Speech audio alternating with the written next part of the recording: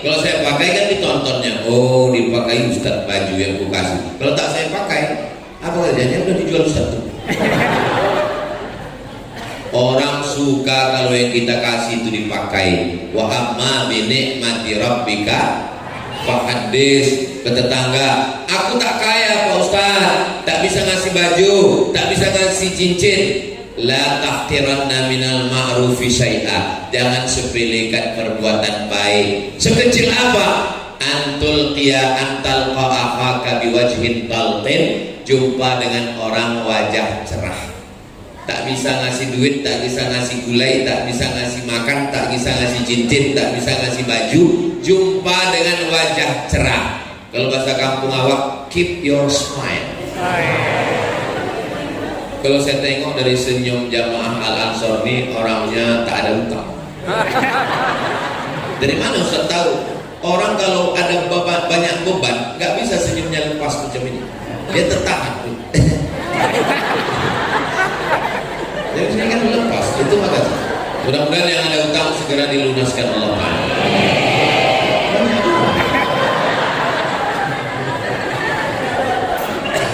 Jumpa sama orang kita senyum itu sudah amal soleh. Tapi bapak senyum sama lakinya, jangan sama bini dia.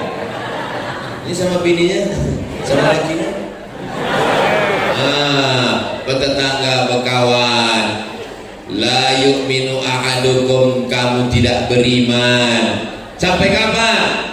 Hatta yuhibba li akhi, sampai kau datang bersaudara kepada saudaramu. Sayang ma yuhibbu li nafsihi, sama macam sayang pada diri sendiri. Idza tabakhta fa aktsir ma'aha, kalau masak gulai banyakkan kuahnya kata Nabi. Kalau masak gulai banyakkan kuahnya kata Nabi. Kata sahabat, untuk apa banyak ya Rasulullah? Bagi tetangga. Jadi kalau masyarakat sekitar Masjid Al-Ansor ini sudah terbiasa membagi daging, ayam, ikan, lanjutkan. Jangan gara-gara ini kuah. Kenapa ibu ngasih kuah terus? Atau sama kuah aja. Aku juga yang kena. Nah, wa tawasaw bil haq wa tawasaw bis sabr. Saling tegur menegur. Kau anak Pak Haji kan? Iya. Yang dekat Masjid Al-Ansor, iya. Ini kau kenapa datang jalan-jalan sana? Itu siapa? Tak boleh dua-dua bonceng-boncengan, ini tak marah. Ini abang saya. Oh, abangmu ya. Yang mana? Yang kuliah di Jogja. Masya Allah. Kenapa dia putih kau hitam? Dia lahir siang, saya malam. Banyak orang sekarang tak peduli sama anak tetangga. Mau dibawa orang, mau dibonceng orang, mau bukan yang penting bukan anakku. Oh, nggak bisa begitu. Jangan urus anak saya, urus saja anak kamu. Ini privasi saya. Itu bukan ajaran Islam. Ajaran Islam itu amar ma'ruf nahi mungkar bertetangga. Tetangga kita itu berapa rumah? 40 rumah ke kanan, 40 rumah ke kiri, 40 rumah ke muka, 40 rumah ke belakang. Nah, itulah tetangga kawan kita. Kalau mati kita, takkan mungkin saudara kandung kita yang jauh itu yang datang. Nah, mereka inilah, kalau ditunggu saudara kita yang jauh datang menunggu tiket pesawatnya lagi, berulat jenazah kita, baru dia sampai. Maka bertetangga jangan sombong, jangan angkuh. Ini banyak orang bertetangga sombong. Kalau pergi pertemuan, acara, kenduri, arisan, tangan masuk kantor. Kalau tak orang ulurkan tak mau dulu, mendongak ke atas saja nengok dalam WC. Apalah salahnya jumpa mengulurkan tangan? Rugi rupanya gitu kita mengulurkan tangan. Apa salahnya? Assalamualaikum. Apa kabar Pak? Apa kabar Bang? Apa kabar Cik? Apa kabar Mak Cik? Apa kabar Tulang? Apa kabar Cik? Tuan-tuan saudara sekalian. Begitu. Mamin muslimah ini, dua orang muslim jumpa. Yaltaqiyani bertatap muka, wa yatasafahani berjabat tangan. Illa ghufira lahuma, diampunkan Allah dosa mereka berdua. Meninggal emak kawan saya di jalan Simpang 3 sebelum Uwir masuk ke kiri, jalan apa namanya? Air dingin. Nah, jadi saya datang, lamanya meninggal, tegaklah kami, turun pejabat datang, kami pun berdiri lah. Lama nih udah, waktu saya baru pulang dari Mesir, disalami pejabat inilah semua yang ada di situ. Pas giliran saya lewat dia. Saya terkejut. Saya nggak masalah bagi saya. Cuman di samping saya ini kawan saya dari Kalimantan. Hilang harga diri saya di samping dia. Ditanya kawan saya, kenapa kau tak disalaminya? Untung saya cepat menjawab, dia itu udah tua, matanya rapuh. Nah, sejak itulah saya kalau jumpa orang saya salami semua. Kenapa? Karena sakit kali hati nggak salah. Memang nggak dendam, cuma ingat aja sih. Kalau bersalaman tuh tengok mata orang. Nah, ini kadang bercakap lain, tangan lain. Iya, itulah udah pulang kan? Jangan ke sana, lambung sakit petangnya dari apa aja. Ya kalau ke tangan, kalau dicucuk hidungnya. Tengok muka orang itu, apa kabar Pak? Apa kabar Bu? Sehat Bapak? Maka anak-anak kita ini kita ajarkan begitu. Ini sekarang banyak bahasanya karena kemarin pendidikan yang pakai online, bahasanya bahasa WhatsApp. Apa kabar? Sehat. Sudah berapa lama? 2 hari. Kita kalau ngomong itu kan ada ujungnya. Sehat Pak, sehat Bu, sehat Bang, sehat Dek. Sekarang tak ada intonasi, macam ngomong sama Google. Tak ada intonasi, tak ada senyum, tak ada tegur sapa. La salam wala kalam. Mengucapkan salam pun jangan-jangan lama-lama salam ASS WRWB. Gimana kita mau bisa punya perasaan? Manusia ini membedakan dia dengan robot itu karena ada tutur kata, ada budi bahasa, ada perasaan. Kalau tidak nanti kita jadi alat listrik, jadi produk Jepang semua kita. Apa beda kita dengan Robocop Transformer? Kita ini masih manusia. Ini yang di hadapan saya ini kan manusia semua kan? Manusia. Ada di sini yang diciptakan dari besi. Mana ada? Kita ini semua diciptakan dari tanah. Lalu yang disombongkan itu apa? Kalau ada orang di komplek Masjid Al-Ansor disombong, tanya dia, Bapak tercipta dari apa? Aku dari tanah. Kok sombong? Sombong. Kalau memang betul manusia itu dari tanah, kenapa sifatnya beda-beda? Ya sesuai tanah kan beda juga. Kawan saya itu Pak Ustaz, iuran ditimpakan ke saya, semua kesulitan ditimpakan ke saya, semua masalah ditimpakan ke saya. Dia dari tanah, cuman dari tanah longsor. Itu mau menimpakan beban aja bawaannya. Nah, jadi kita ini yang membuat kita dikenang baik itu karena budi bahasa, tutur kata, sopan santun, toto kromo kata orang Jawa, tata krama kata kita orang Melayu. Maka ini kita jaga dengan baik. Ja'alnakum syu'uban wa qabaila, bersuku-suku, berbangsa-bangsa. Siapa yang paling mulia di antara kita? Apa kata orang Melayu? Ini bumi lancang kuning. Ini adalah negerinya orang Melayu. Ini adalah tanah kami. Tapi orang Melayu menerima siapapun yang datang ke Pekanbaru. Jalan yang paling besar, paling panjang di Pekanbaru adalah Jalan Jenderal Sudirman. Sudirman itu orang Melayu atau orang Jawa? Orang Jawa. Itu menunjukkan orang Melayu terbuka kepada siapapun. Ada orang Jawa di sini? Pripun kabare panjenenganipun ape? Sae. Banyak juga keluarga Jenderal Sudirman. Masuk kita ke Jalan Jenderal Sudirman.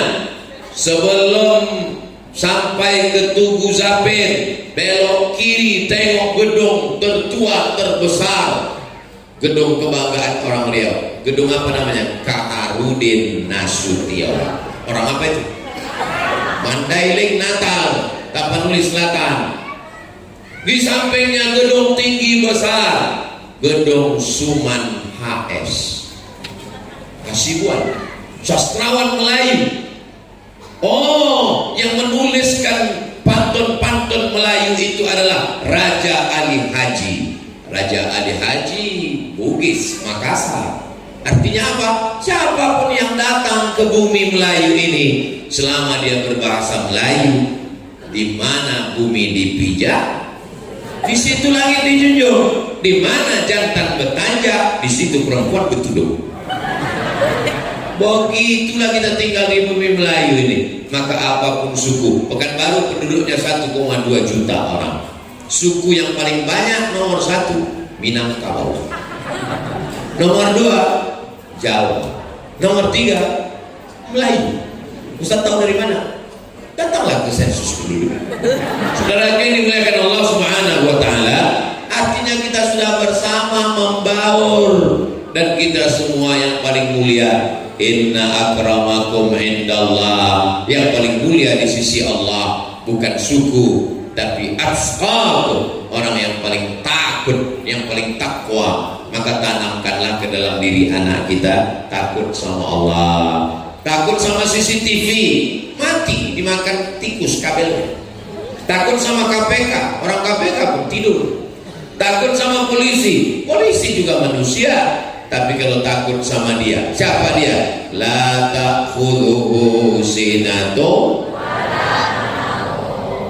Anak ibu ajarkan itu. Nah, jangan kau korupsi, jangan kau makan haram, takut kau sama Allah. La ta'khudhuhu sinatun wala naum. Begitu. Ini banyak orang tua ngajarkan anak cepat tidur, ada hantu. Nah, itu maka orang kita dipercaya sama hantu. Saudara yang dimuliakan Allah Subhanahu wa taala. Apa nih Ustaz? Oh, pertanyaan. Patutlah datang pertanyaan. Rupanya 15 menit lagi waktu habis. Saya sudah daftar umroh, tapi duit belum ada terkumpul. Maksudnya baru bayar DP mau berangkat umroh. Mohon doanya supaya istri dimudahkan. Istri sudah daftar umroh. Mudah-mudahan doanya supaya istri dimudahkan untuk umroh. Nanti di akhir majelis kita sama berdoa supaya semua hajat-hajat kita dimudahkan Allah SWT.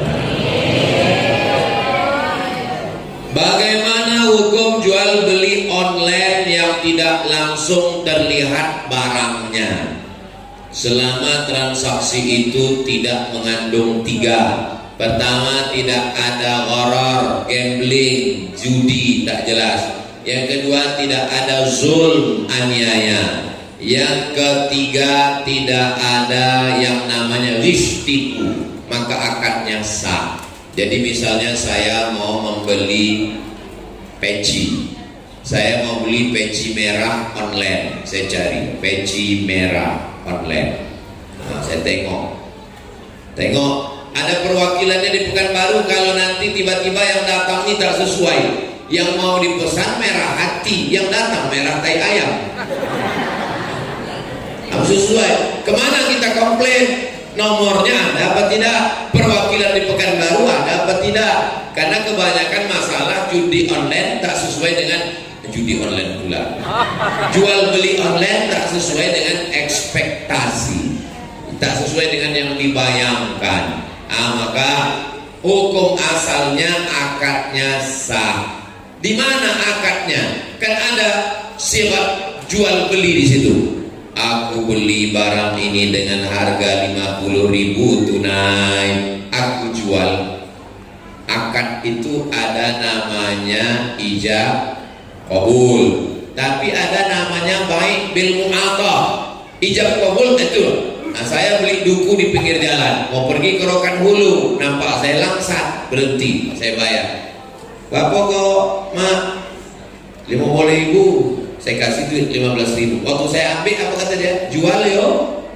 Saya bilang boleh. Nah, maka saat jual beli itu akad. Nah, ketika online, gimana mau bilang jual belinya? Itulah dia waktu kita mengklik itu. Waktu mengklik, apakah Anda suka barang ini? Yes. Apakah ukurannya cocok nomor 9? Yes. Apakah warnanya sesuai dengan keinginan Anda? Yes. Nanti kalau tidak sesuai, komplain ke nomor ini. Yes. Perwakilan kami di Pekanbaru ada di Jalan Purwodadi dekat Masjid Al-Ansor. Iya, pindah ya. Maunya menipu dia. Yes. Saat kita mengokekan semua itu, itulah. Tapi kalau yang menjual penipu, ada unsur tipu, ada unsur horor tidak jelas gambling, ada unsur zulm aniaya, jangan. Maka cerdas bermedsos. Apalagi kalau sampai akad nikahnya medsos. Pas datang yang dipesan hitam manis, yang datang hitam metalik. Bagaimana menyikapi teman yang beda mazhab? Saya jangankan beda mazhab, beda agama datang ke rumah saya. Banyak tamu beda agama datang ke rumah. Datang orang beda agama pas kami acara baca doa. Bapak, mohon maaf Pak Ustadz, saya Katolik katanya. Bapak duduk dulu sini. Duduk di sini, datang Habib, kata Habib kalau mau ikut sholat nggak apa-apa juga kata Habib. Kan tinggal login aja. Masalah sunat nanti kita atur. Bapak duduk dulu sini, kami sholat dulu. Nanti habis sholat baru kita duduk bersama. Beda agama aja bisa, masa beda mazhab? Beda mazhab, mazhab apa? Mazhab Maliki. Mazhab Maliki kalau bersentuh laki-laki perempuan tak nafsu tak batal. Kalau mazhab Syafi'i batal. Berkawanlah saya sama orang mazhab Maliki. Terus kemudian saya mau pergi bersentuh kebetul saya orang salaman, saya udah tahan gini. Kadang orang-orang salaman saya jauh, jadi dekat-dekat kayak belajar kena batal. Lalu saya wudhu lagi, dia tidak wudhu lagi, dia tidak saya salahkan karena Maliki juga masih ahlus sunnah wal. Empat imam mazhab itu ahlus sunnah semua. Imam Hanafi, Imam Maliki, Imam Syafi'i, Imam Hambali. Ahlus sunnah wal jamaah. Apa masalahnya? Yang jadi masalah beda mazhab, dibid'ah-bid'ahkannya kita. Jadi masalahnya bukan pada mazhabnya, bedanya itu adalah dia membid'ahkan kita. Saya 2 tahun tinggal di mazhab Maliki. Di mana? Waktu di Maroko. Maroko itu mazhabnya Maliki. Bagaimana mazhab Maliki itu Pak Ustaz? Kalau sholat tangannya lepas ke bawah. Allahu Akbar. Tapi saya sholat di belakang tetap segini. Tidak pakai bismillah. Allahu Akbar. Alhamdulillahirabbil alamin. Subuhnya kunutnya setelah ayat. Walam yakul lahu kufuwan ahad. Kalau dia baca kunutnya tak berbunyi. Lalu dia ruku. Allahu Akbar. Tak masalah. Saya tetap sholat. Saya kuliah di Al-Azhar, dosen saya mazhabnya Hanafi. Dia ngajar Hanafi, saya mazhab Syafi'i, tak pernah ada masalah. Lalu kenapa bermasalah dengan Wahabi? 3 yang tak pernah ketemu titik. Pertama, dia membid'ahkan saya karena saya buat maulid. Abdul Somad kau buat maulid, kau pelaku bid'ah, bid'ah dolalah, kau neraka jahanam. Saya ceramah maulid 10 kali, berarti saya udah 10 kali masuk neraka. Jadi bukan masalah mazhabnya. Mazhab Maliki bisa bertangga, mazhab Hanafi bisa, tapi memang yang satu ini tak bisa. 3 simpang. Karena dia melihat saya sebagai pelaku bid'ah. 2, saya berdoa bertawassul. Ya Allah, aku bertawassul kepadamu berkat Syekh Abdul Qadir Al-Jilani, berkat Syekh Bahauddin Naqsyabandi, berkat Nabi Muhammad. Bagi mereka bertawassul itu syirik. Orang yang bertawassul berarti musyrik. 3, saya kalau baca ayat mutasyabihat saya takwil. Muka Allah, tangan Allah, kaki Allah, betis Allah, itu saya takwil. Bagi mereka mentakwil itu kafir. 3 simpang ini kita yang tak bisa bersama. Pertama, mereka membid'ahkan saya. Kedua, mereka mensyirikkan saya. Ketiga, mereka mengkafirkan saya. Termasuklah masjid ini dulu pernah banyak Wahabi. Waktu saya pertama datang kemari disobek orang tuh baliho saya. Saking bencinya dia menengok Abdul Somad. Habis kebencian orang itu ke Abdul Somad sampai tak benci lagi sama iblis. Iblis pun kata iblis, kok gak benci lagi dengan aku gitu. Enggak, kemana kebencianku? Udah aku habiskan ke Abdul Somad.